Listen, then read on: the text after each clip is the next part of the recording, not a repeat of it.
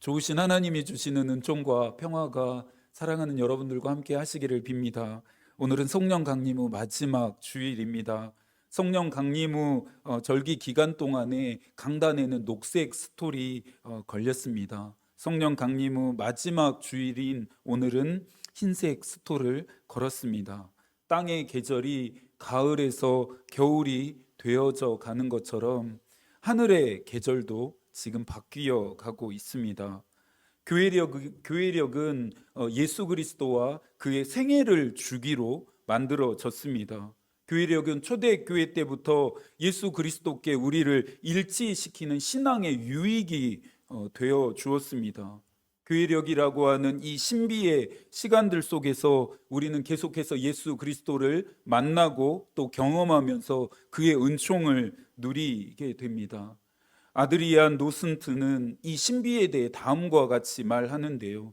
교회력의 특별한 가치는 전적으로 예수 그리스도가 직접 교회력에 따른 예배를 주관하며 성부 하나님의 영광을 위하여 그가 직접 교회와 함께 그 신비를 찬양한다는 사실에서 찾아볼 수 있다. 그동안 보내왔던 이 절기들이 예수 그리스도와 함께 드려지는 또 예수 그리스도가 주관하는 예배였다 생각해 보니 좀 더 잘 드릴 걸, 좀 더 마음을 다해 볼 걸, 좀 더 경건해 볼 걸 하는 아쉬움과 후회마저 드는 것 같습니다. 우리는 사순절의 여정을 지나왔습니다. 사순절은 인류를 구원하시기 위해서 고난의 길을 걸으신 예수의 여정에 동참하면서 십자가에 죽으신 예수 그리스도와 함께 우리 또한 그 십자가에 죽는 시간이었습니다. 이해인 수녀도 사순절에 기도라고 하는 시에서 간절히 기도했습니다. 살지도 죽지도 못하고 괴로워하는 나에게 죽는 것을 가르쳐 주십시오. 살기 위해 발버둥 치는 우리의 존재를 지우고 또 죽이는 법을 배우는 시간이 사순절기였습니다. 그러니 초대교회 때부터는 이 사순절기를 기도와 금식과 자선을 통해 경건하게 보내는 것이 오랜 전통이었습니다. 저희 교회는 지난 사순절부터 사순이 절기부터 말씀 필사 운동을 시작했습니다. 기도하는 마음으로 말씀을 필사하면서 하나님의 마음과 그 뜻에 우리가 일치되기 위한 노력들을 해왔죠. 그렇게 사순절기를 보내고 맞이했던 부활의 아침이 얼마나 눈부시고 찬란했는지 아직도 우리는 기억하고 있습니다. 기독교의 교리가 예수 그리스도께서 십자가에 못 박혀서 죽으셨다라고 하는 그 지점에서만 끝났다라고 한다면 기독교를 희망의 종교라 부를 이유는 없습니다. 예수께서 죽으셨지만 약속대로 죽은 자들 가운데서 다시 살아나셨습니다. 죄와 사망의 종노릇하는 우리를 생명과 성령의 법으로 옮기시고 해방시켰습니다. 이 부활의 능력은 믿는 자들을 살아가게 하는 힘과 동력이 되었습니다.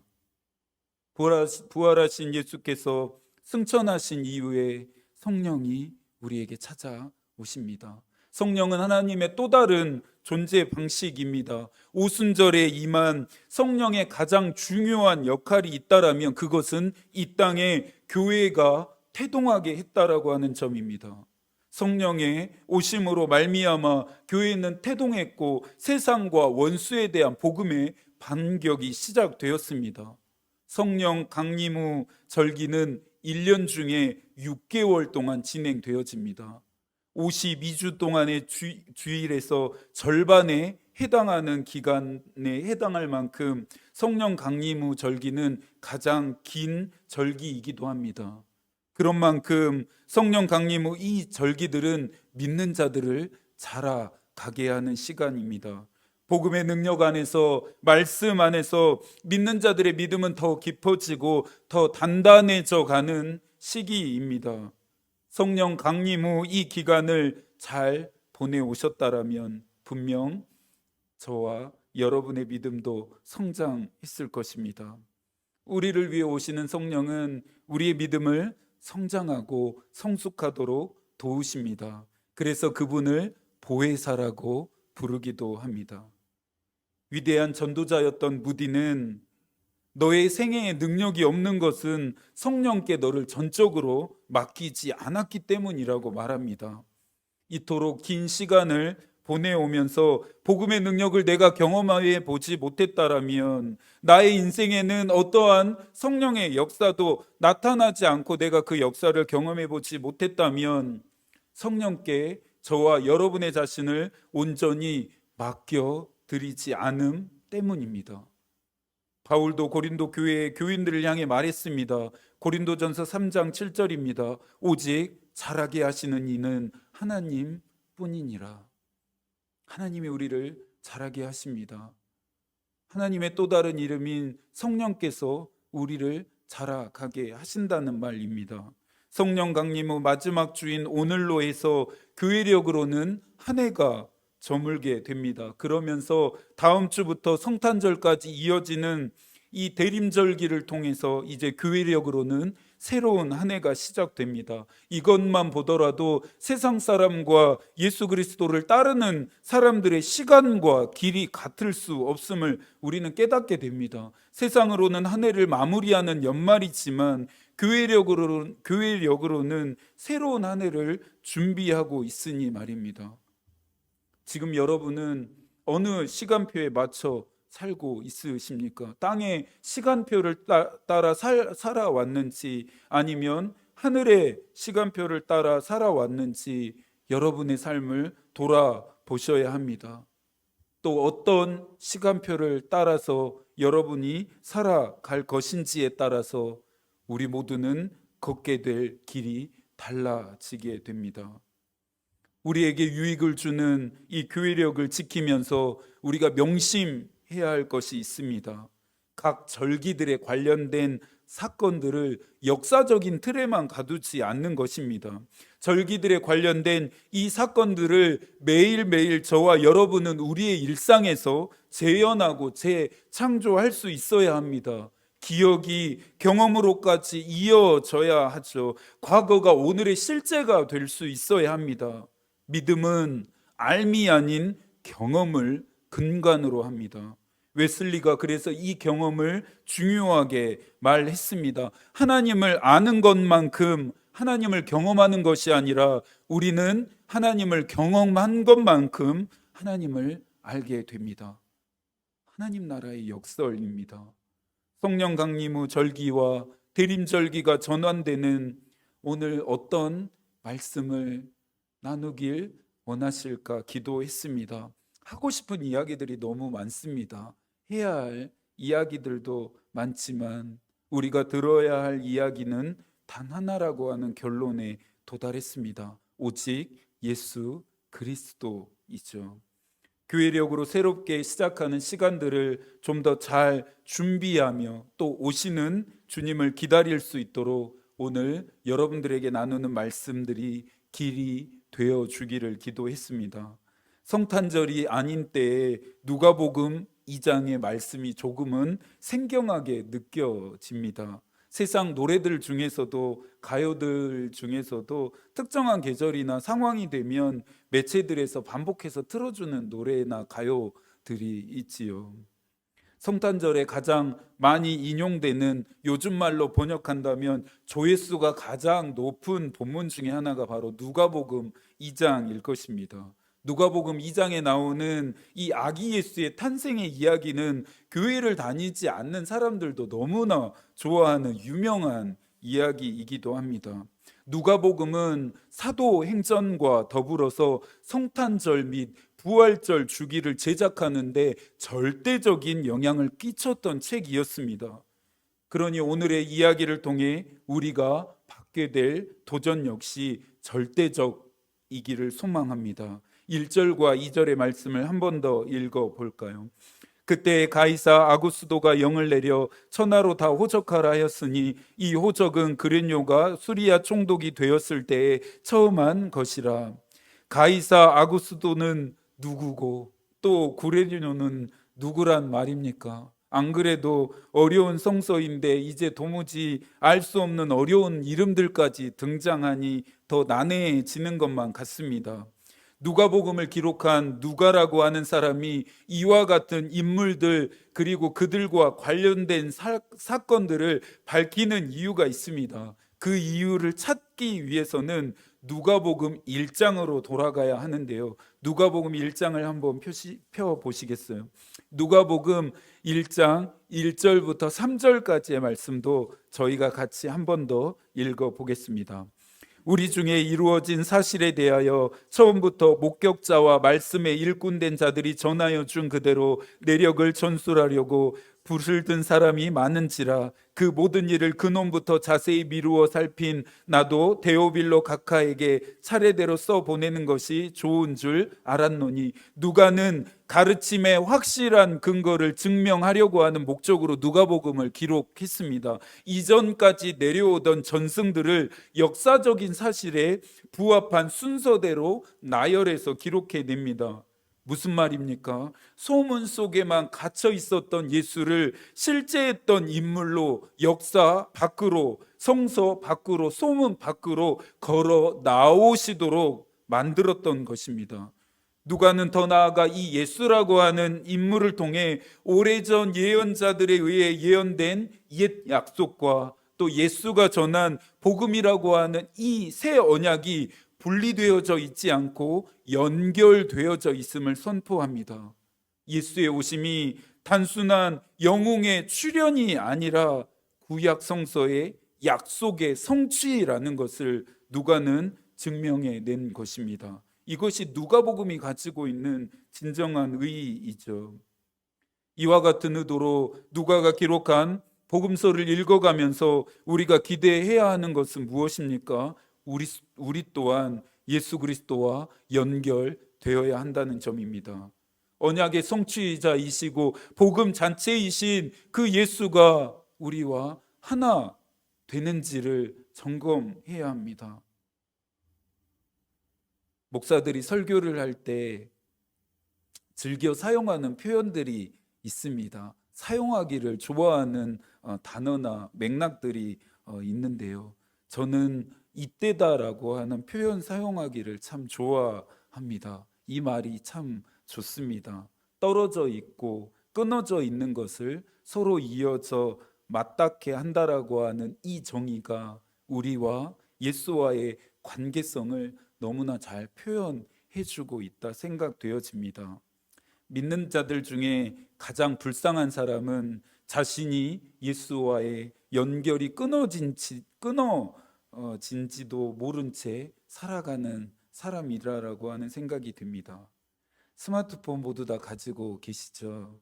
스마트폰은 이제 현대인들에게는 없어서는 안 될 물건이 되어 버렸습니다. 이 스마트폰에 배터리가 다 되거나 또 없었을 때 가만히 있는 사람은 없습니다.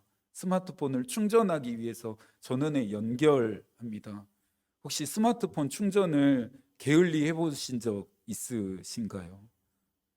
스마트폰이 충전되지 않았는데 사시는데 상관없으시던가요? 충전이 돼도 좋고 안 돼도 좋고 혹시 그런 마음으로 스마트폰을 대하시나요? 그렇지 않죠. 내 스마트폰의 배터리가 언제든지 충전되어져 있도록 배터리가 다 되어가거나 방전되었을 때 우리는 전원 장치에 연결하게 됩니다.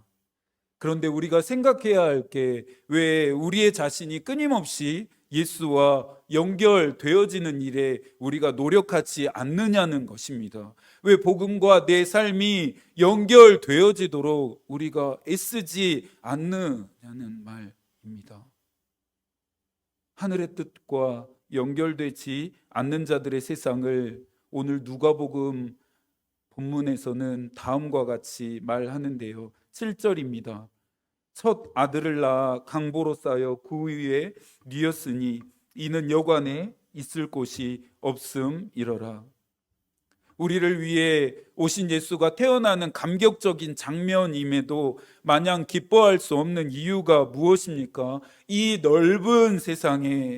넓고 넓은 세상에 그분이 누우실 작은 자리 하나 없었다라고 하는 현실 때문입니다. 그렇다면 오늘날 예수가 오신다면 달라질까요? 오늘 예수께서 오신다면 이 세상이, 그리고 우리의 마음속에 그분이 머무실 자리가 있을까요?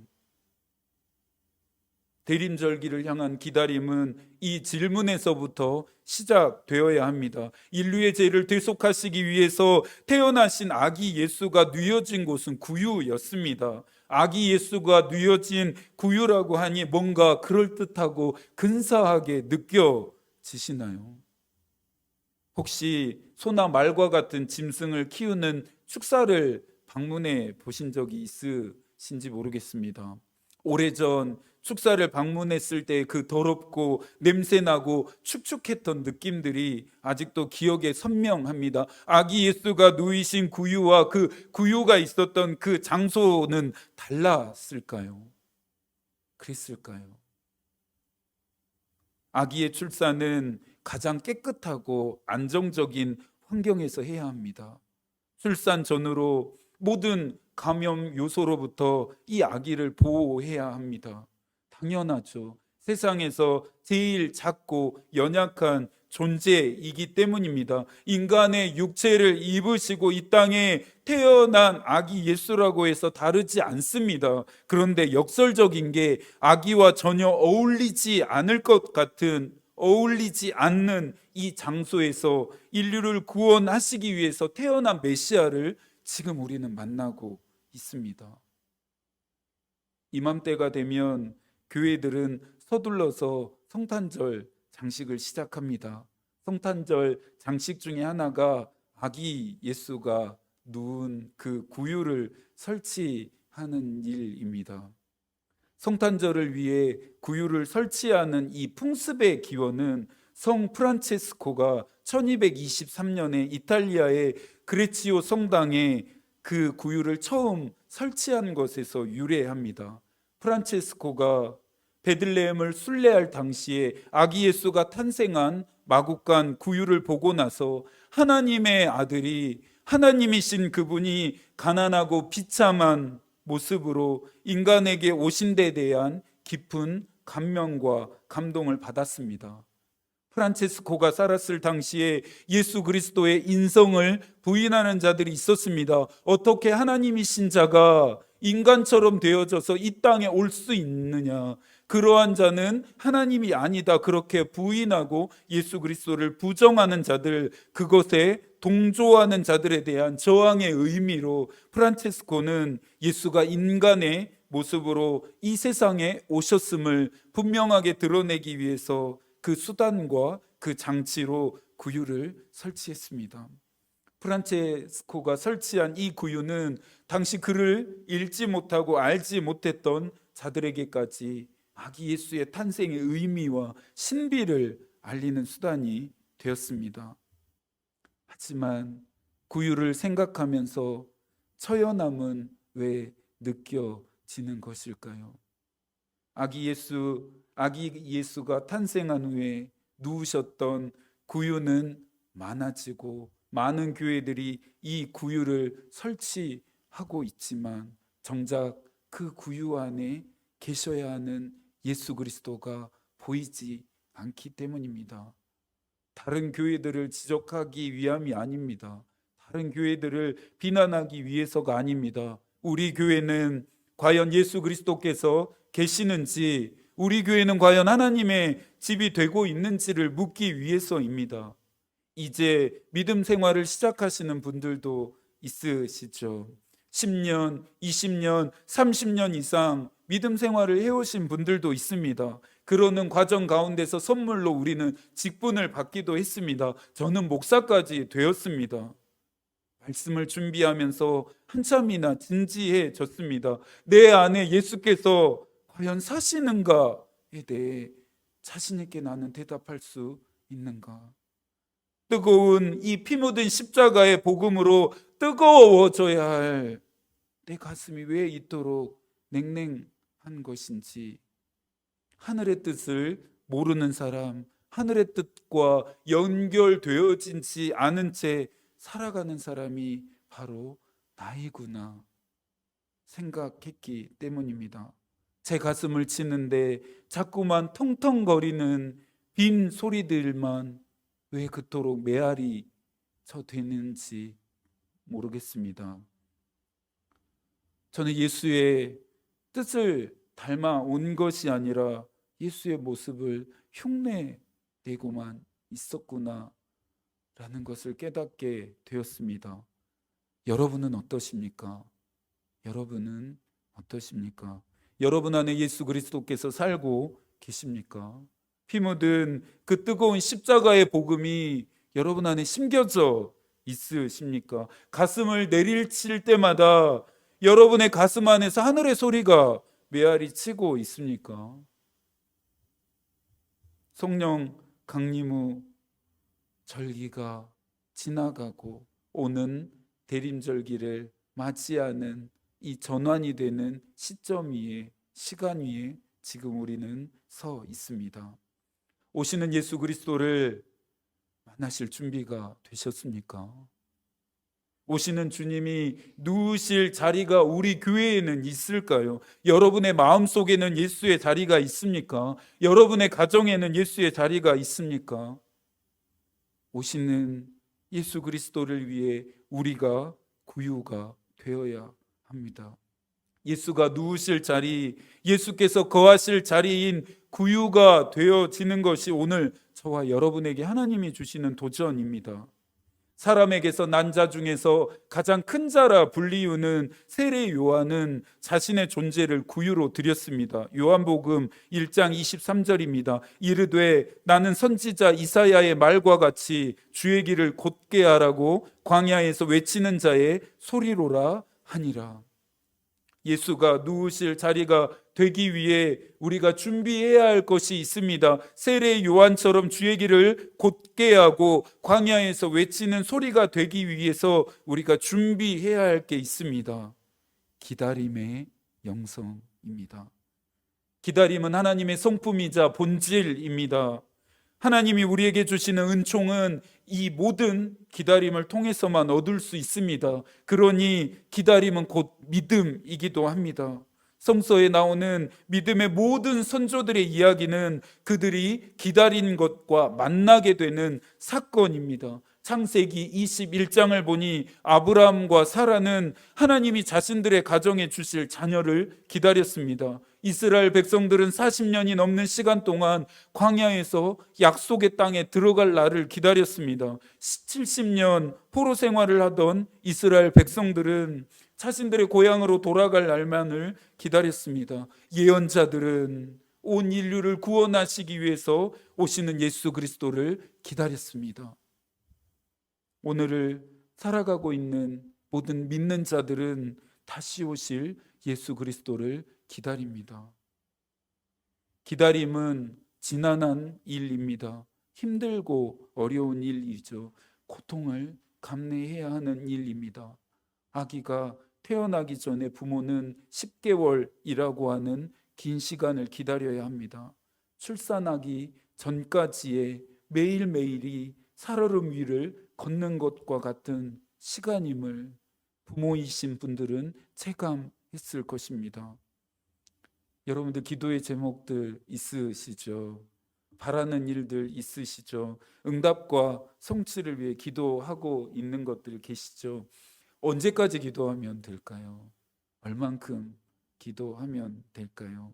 응답되고 성취될 때까지 기도하라 성서는 우리에게 권면합니다. 기다림이 곧 믿음의 능력이기 때문입니다.